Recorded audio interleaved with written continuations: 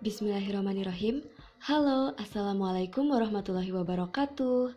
Hari ini kita akan belajar mengenai tema 7, kepemimpinan, subtema 1, pemimpin di sekitarku, materi tematik dengan muatan pelajaran Bahasa Indonesia, PPKN, dan IPS bersama Ibu Risna. Sebelumnya, pastikan kalian menyiapkan buku paket dan alat tulis lainnya ya. Pembelajaran tematik muatan bahasa Indonesia, kompetensi dasar 3.3 dan 4.3. Hai, apakah kalian tahu apa itu teks pidato? Apakah kalian pernah membaca teks pidato? Apa saja isi dalam teks pidato? Untuk mempelajari lebih jauh, mari kita mengenal teks pidato. Pidato adalah teks yang menyampaikan pengetahuan, informasi, pendapat, ataupun ajakan secara lisan kepada banyak orang. Berikutnya, ada cara berpidato. Yang pertama, dengan naskah. Dengan naskah ini bisa dilakukan berdasarkan teks atau naskah pidato yang sudah disiapkan sebelumnya. Yang kedua adalah dengan catatan kecil, yakni berdasarkan catatan tentang garis besar isi pidato. Yang ketiga adalah tanpa teks, artinya seseorang yang berpidato itu sudah cukup menguasai apa yang akan disampaikannya. Berikut ini adalah contoh pidato. Mari kita identifikasi pidato tersebut untuk mengetahui unsur-unsur dalam teks pidato. Assalamualaikum warahmatullahi wabarakatuh. Nah, ini termasuk ke dalam salam. Lalu yang selanjutnya, yang saya hormati teman-teman dan para hadirin semua. Hari ini merupakan hari yang bersejarah bagi kita semua. Tanggal 21 April adalah momen yang harus selalu kita syukuri. Kita mengenang perjuangan seorang pahlawan di masa lalu yang berusaha menjadikan perempuan mempunyai hak yang sama dengan kaum laki-laki. Puji syukur marilah senantiasa kita ucapkan kepada Tuhan Yang Maha Esa atas segala karunia dan kesehatan sehingga kita masih dapat memperingati dan memaknai peringatan Hari Kartini tahun ini. Kita semua tahu bahwa sosok Raden Ajeng Kartini memang sosok yang sangat mulia. Dengan kesabaran dan keteguhannya berjuang untuk harkat kaum wanita dan pendidikan Indonesia. Nah, ini termasuk ke dalam pendahuluan. Semangat dan ketekunan Ibu Kartini akhirnya membuahkan hasil. Beliau sukses mendirikan sebuah sekolah wanita dan mengajarkan ilmu pengetahuan dan keterampilan-keterampilan untuk meningkatkan peran wanita. Hari Kartini diperingati setiap tahun. Sebaiknya kegiatan ini bukan hanya sebagai seremonial, namun kita harus memaknai peringatan Hari Kartini dengan memahami makna Hari Kartini. Para wanita Indonesia terus berupaya meningkatkan perannya demi kemajuan bangsa dan negara tanpa melupakan kodratnya sebagai seorang wanita. Nah, itu termasuk ke dalam inti. Selanjutnya, semoga dengan peringatan ini akan muncul Kartini-Kartini generasi baru untuk terus berjuang, baik sebagai pejuang hak wanita maupun sebagai pondasi penting dalam kemajuan negara Indonesia di berbagai aspek, seperti lirik lagu yang diciptakan oleh W.R. Supratman, Ibu kita Kartini, Putri Sejati, Putri Indonesia, harum namanya. Meskipun Ibu Kartini sudah tidak ada, tetapi namanya dan perjuangannya dapat terus dinikmati hingga sekarang. Semoga kita dapat menjaga hasil jerih payah perjuangan Ibu Kartini dan meneruskan perjuangan-perjuangan beliau dalam kehidupan. Sekian pidato dari saya, mohon maaf jika ada kekurangan dan kesalahan. Nah, itu merupakan bagian dari penutup pidato. Selanjutnya, wassalamualaikum warahmatullahi wabarakatuh.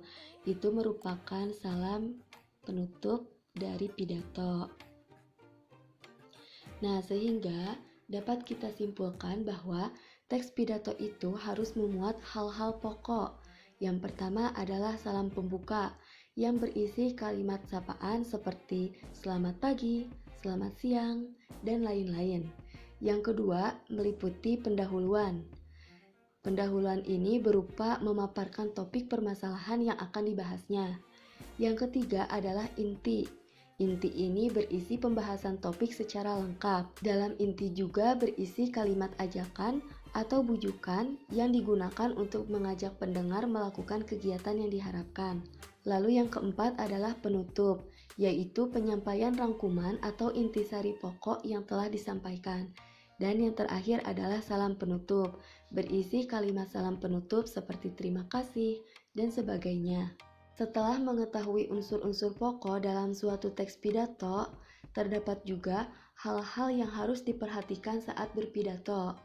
Yang pertama, sebelum berpidato, bacalah naskah dan memahami isinya. Lalu, mengetahui hal-hal penting seperti tujuan, nama acara, dan undangan yang hadir dalam naskah tersebut. Selanjutnya, lafal atau pengucapan kalimat harus jelas. Lalu, intonasi atau penekanan kalimat harus tepat. Selanjutnya, sikap yang sopan dan tidak kaku. Dan yang terakhir adalah pandangan mata, jangan selalu terarah pada naskah. Nah, setelah mendengar penjelasan Ibu, coba anak-anak buat suatu teks pidato. Pembelajaran selanjutnya mengenai tematik muatan PPKN, kompetensi dasar 3.1 dan 4.1. Perhatikanlah gambar berikut ini. Nah, menurutmu, kegiatan apa yang ditunjukkan pada gambar di samping? Gambar di samping menunjukkan bahwa sedang berlangsungnya suatu rapat. Dalam suatu rapat, biasanya ada yang memimpin rapat, sehingga rapat tersebut dapat berjalan dengan lancar. Nah, orang yang memimpin rapat tersebut dapat dikatakan sebagai pemimpin. Nah, jadi apa sih pemimpin itu? Yuk kita cari tahu. Pemimpin adalah seseorang yang diberikan kepercayaan untuk membimbing orang lain dalam kelompoknya. Pemimpin juga adalah contoh bagi orang-orang di sekitarnya. Ada banyak pemimpin di lingkungan sekitar kita. Pemimpin yang baik tentu selalu menularkan nilai-nilai kebaikan. Nah, contoh pada buku tema 7 ini seperti Pak Abdi yang bekerja sebagai lurah. Saat bekerja, Pak Abdi selalu menunjukkan penerapan nilai ketuhanan dalam masyarakat. Lalu, apa saja bentuk-bentuk penerapan nilai ketuhanan dalam masyarakat itu ya? Nah, berikut ini adalah nilai-nilai yang terkandung dalam sila ke-1 Pancasila, yaitu ketuhanan yang Maha Esa.